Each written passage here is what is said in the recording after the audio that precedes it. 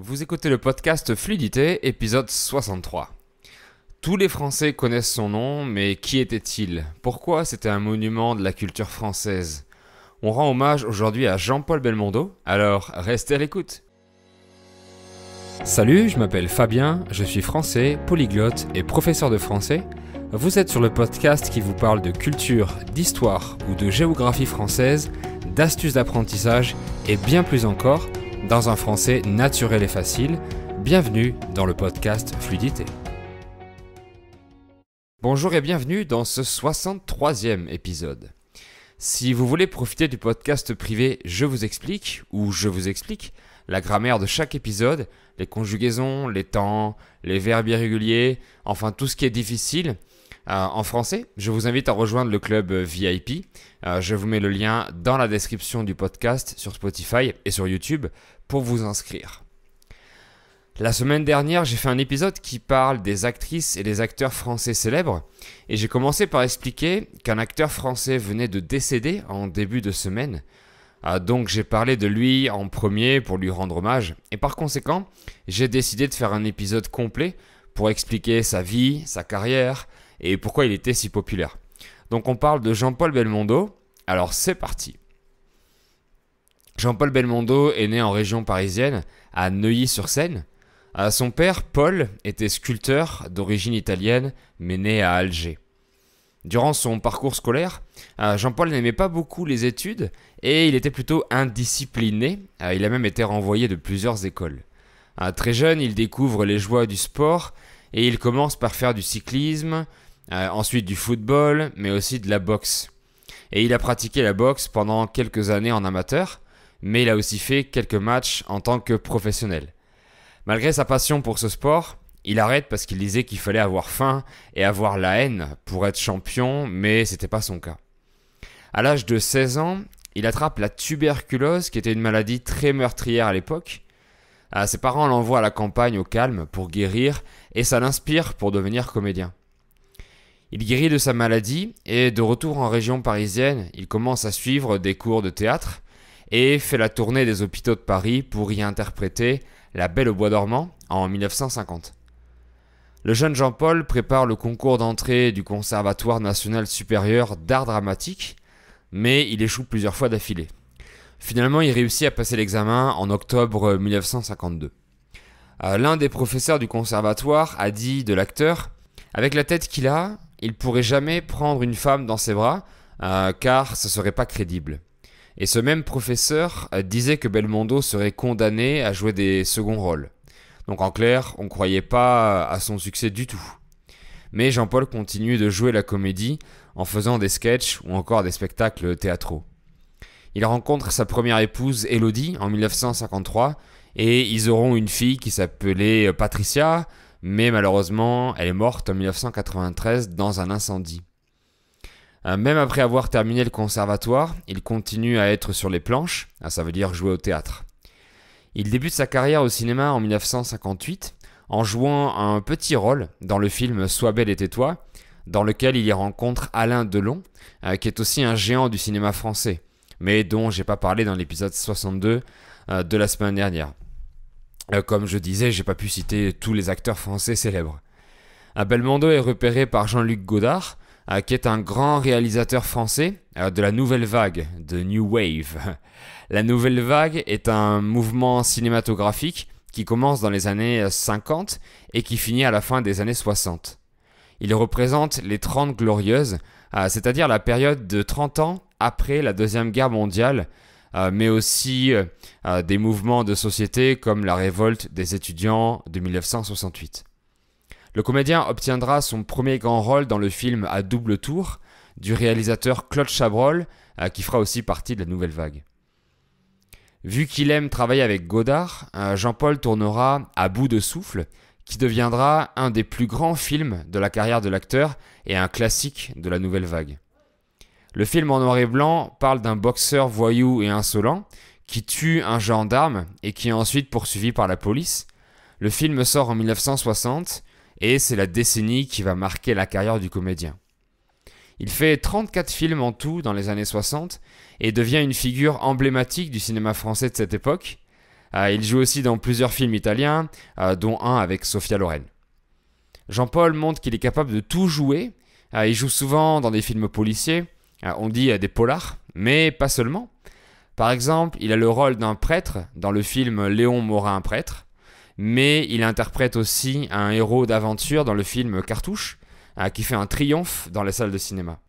Belmondo tourne dans le film Un singe en hiver, où il partage l'affiche avec Jean Gabin, qui était aussi un monstre du cinéma français, un des plus grands acteurs de la première moitié du XXe siècle.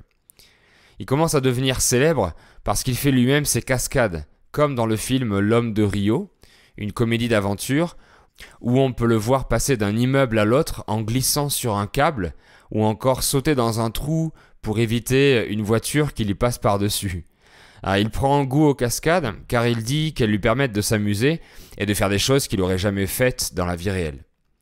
Il joue dans un road movie, qui est aussi une comédie dramatique, Pierrot le Fou, qui fait un énorme succès commercial. Et suite à ce triomphe, Jean-Paul décide même de se lancer dans le cinéma américain, mais il renonce finalement parce qu'il ne se sentait pas à l'aise à Hollywood. Les années 70 marquent également l'apogée de la carrière de la star. Il joue dans le long métrage Borsalino, un film franco-italien qui raconte l'histoire de deux mafieux qui veulent conquérir Marseille, joué par Belmondo et par Alain Delon. Donc on retrouve les deux amis à l'écran. On les voit toujours bien habillés en costume, toujours en train de fumer, avec un air de voyou. Il y a beaucoup de scènes de meurtre avec des armes à feu, des règlements de compte, etc. Si vous avez aimé Scarface, alors vous aimerez Borsalino.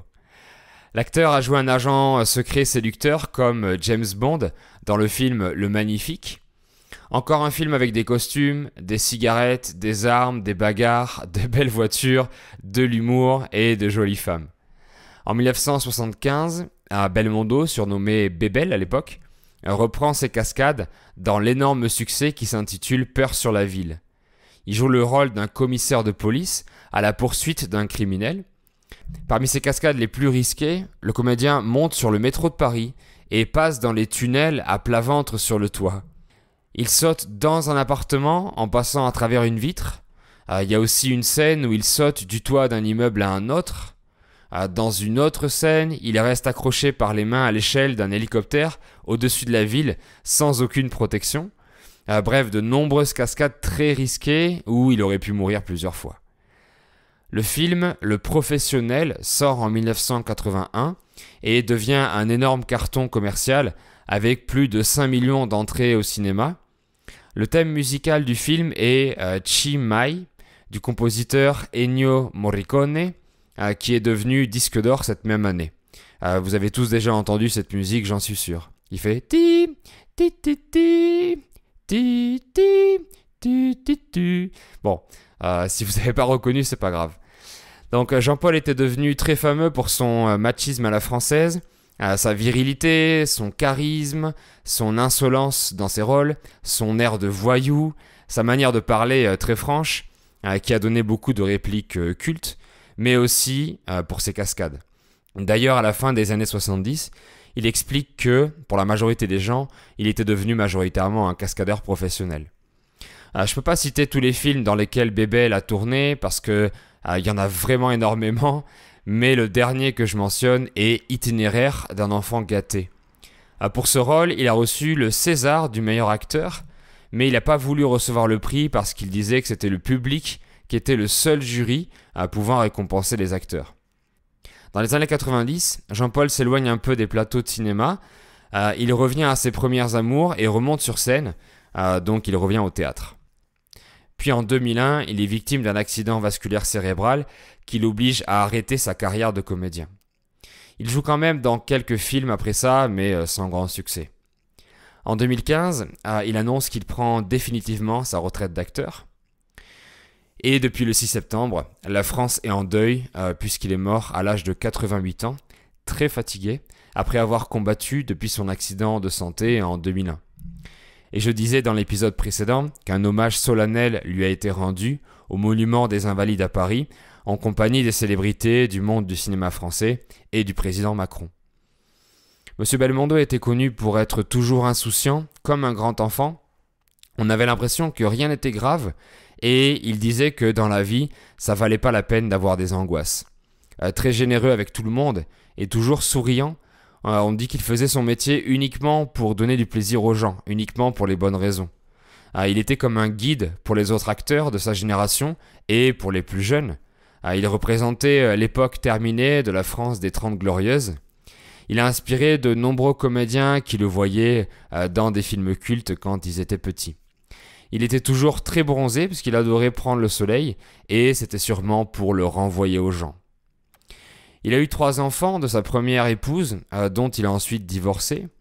Dans les années 80, il était en couple avec l'actrice brésilienne Maria Carlos Sotomayor.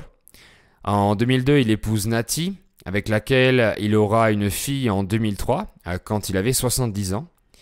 Il divorce à nouveau de sa femme et se met en couple avec une ex-mannequin belge, mais elle est accusée d'avoir escroqué l'acteur, donc il se sépare en 2012. Et en dernier lieu, et depuis 2020, il était revenu avec la brésilienne Maria Carlos Sotomayor. Voilà, dans la description de l'épisode sur YouTube, je vous mettrai les liens des films que j'ai mentionnés aujourd'hui. Comme ça, vous pourrez voir directement leurs fiches et savoir sur quelle plateforme VOD vous pourrez les louer ou les acheter. Je vous mets aussi les liens vers des vidéos de ces cascades et aussi de ces répliques cultes. Voilà, c'est tout pour aujourd'hui pour cet épisode. Mettez un like si vous êtes sur YouTube et si vous l'avez aimé. Merci beaucoup de l'avoir écouté et on se dit à très bientôt dans le podcast ou sur ma chaîne. Bye bye!